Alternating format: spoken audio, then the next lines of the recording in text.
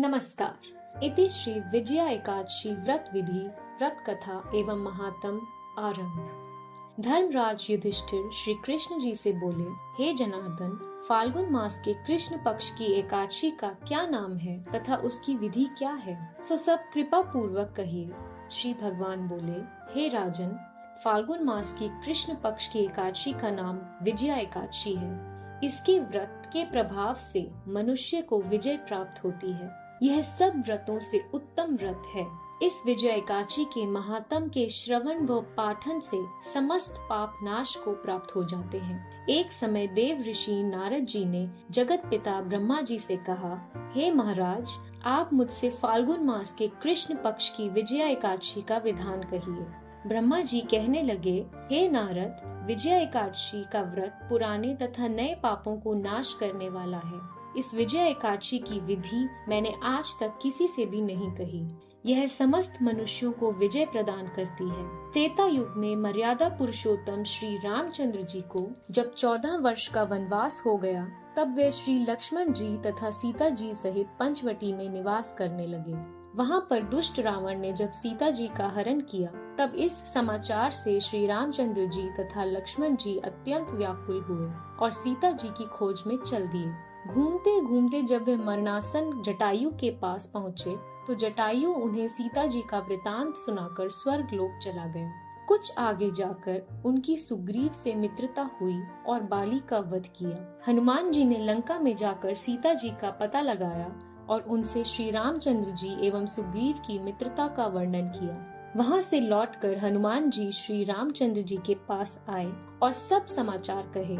श्री रामचंद्र जी ने वानर सेना सहित सुग्रीव की सम्मति से लंका को प्रस्थान किया।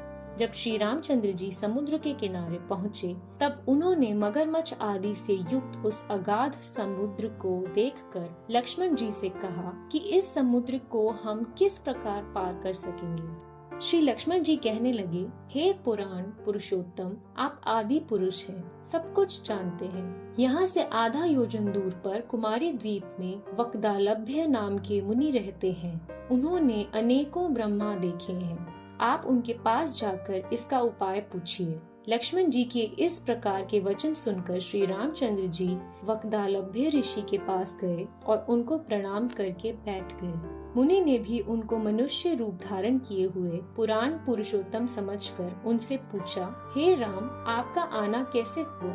रामचंद्र जी कहने लगे, हे ऋषिवर, मैं अपनी सेना सहित यहाँ आया हूँ और राक्षसों को जीतने के लिए लंका जा रहा हूँ। आप कृपा करके समुद्र पार करने का कोई उपाय बताइए। मैं इसी कारण आपके पास आया हूँ।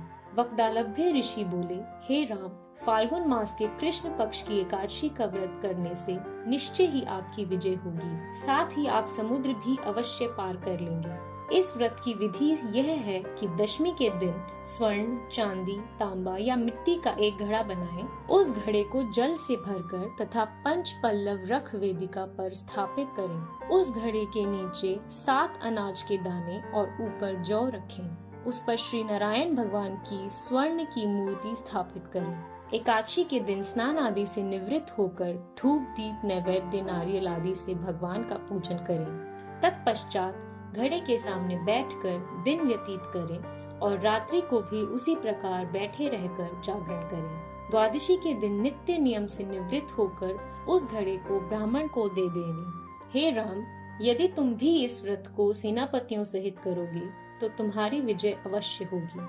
श्री रामचंद्र जी ने ऋषि के कथनानुसार इस व्रत को किया और इसके प्रभाव से दैत्यों पर विजय पाई। अतः हे राजन, जो कोई मनुष्य विधि पूर्वक इस व्रत को करेगा, दोनों लोकों में उसकी विजय अवश्य होगी। श्री ब्रह्मा जी ने नारद जी से कहा था, हे पुत्र, जो कोई इस व्रत के महात्म को पढ़ता या सुनता है, उसको वाजपेय यज्ञ का फल मिलता है।